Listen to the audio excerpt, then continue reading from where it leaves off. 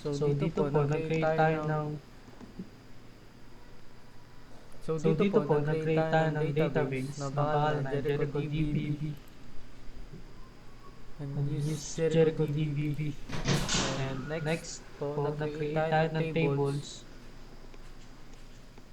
Nag-create po tayo ng tables na employees na merong employee ID, first name, last name, department, tsaka salary.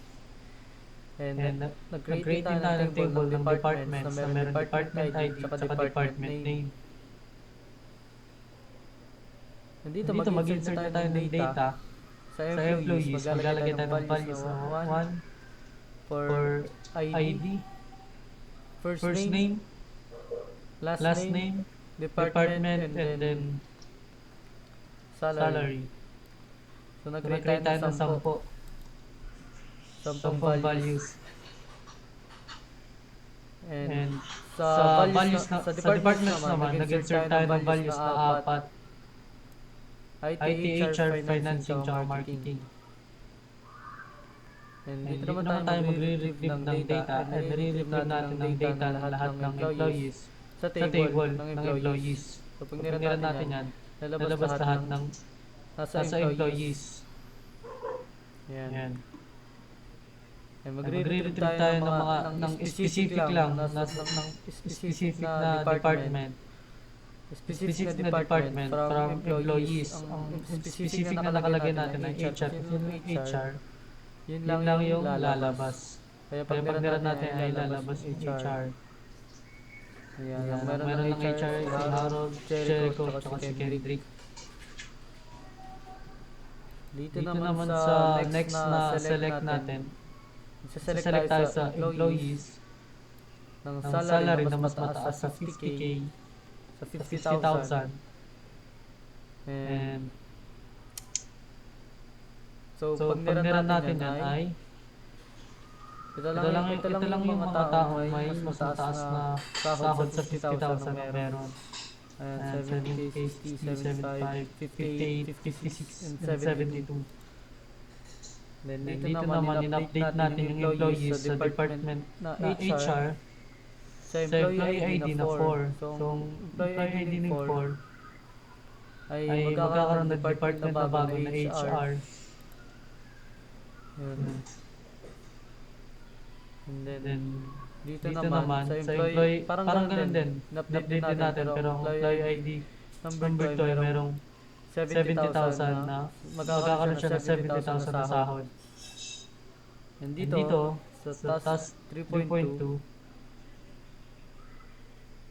nagdidelete tayo ng data ay ng employees based sa kanyang employee ID. So pag niran natin yan ay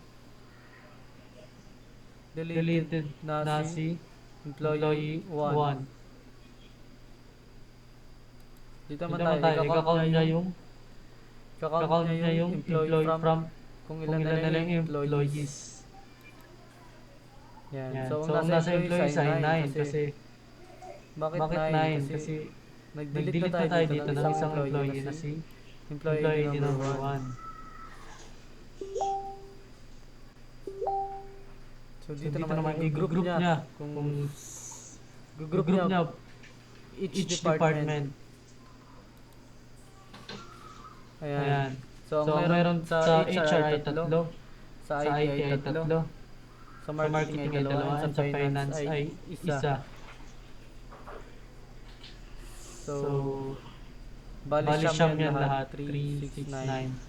Kasi nga nag-delete tayo update. So dito naman kukunin ako si may average na salary. So ang average salary na meron ay 56,111.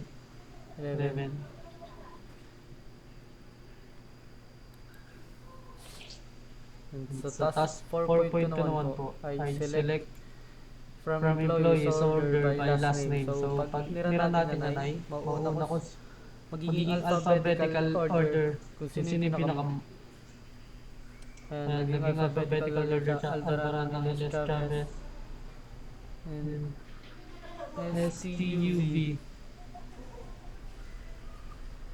So dito naman, isa-select na yung by order ng salary. Yan. And so, select niya yan, sort niya from highest to lowest salary. So, yun lang po. And that is all about my creating database. Thank you.